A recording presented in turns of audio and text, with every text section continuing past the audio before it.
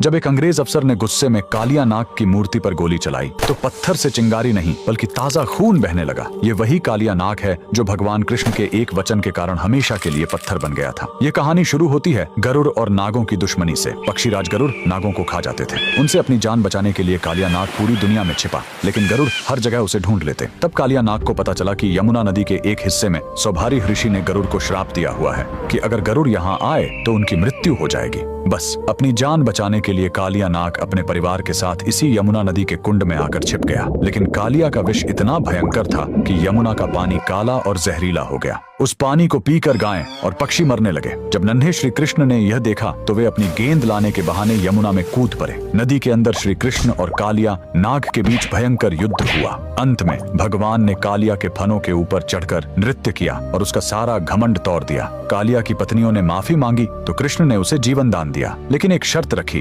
तुम्हें अभी इसी वक्त यमुना छोड़कर वापस समुद्र में जाना होगा। जाते समय भगवान ने उसे एक चेतावनी दी, जाते समय पीछे मुड़कर मत देखना, वरना जहाँ देखोगे वहीं पत्थर के हो जाओगे। कालिया नाग अपने परिवार के साथ निकल पड़ा, लेकिन जैसे ही वह ब्रज की सीमा पर स्थित जैत गांव के पास पहुंचा, उसके मन में एक बार फिर वृंदावन को देखने का मोह जाग उठा। उसने सोचा एक आखिरी बार देख लूं, और जैसे ही उसने पीछे मुड़कर देखा, श्री कृष्ण के वचन अनुसार वह तुरंत वहीं पत्थर की मूर्ति में बदल गया। कहा जाता है कि उसकी पूंछ आज भी जैत गांव के जमीन के नीचे से लेकर वृंदावन तक फैली हुई है। सदियों बाद जब भारत में अंग्रेजों का राज्य आया तो उन्हें इस कहानी पर विश्वास नहीं हुआ। सच्चाई जानने के लिए एक अंग्रेज अफसर ने मूर्ति के आसपास खुदाई शुरू करवाई, लेकिन खुदाई का कोई अंत ही नहीं मिल रहा था। झल्लाहट और गुस्से में आकर उस अफसर ने अपनी बंदूक निकाली और कालिया नाग की पत्थर की मूर्ति पर गोली चला दी। तभी पत्थर के उस घाव से खून की धारा फूट पड़ी। ये चमत्कार देखकर अंग्रेजों की रूह कांप गई और वे वहां से दुम दबाकर भाग खड़े हुए। आज भी जैत गांव में वह मूर्ति मौजूद है। कमेंट्स में जय श्री कृष्णा जरूर लिखें।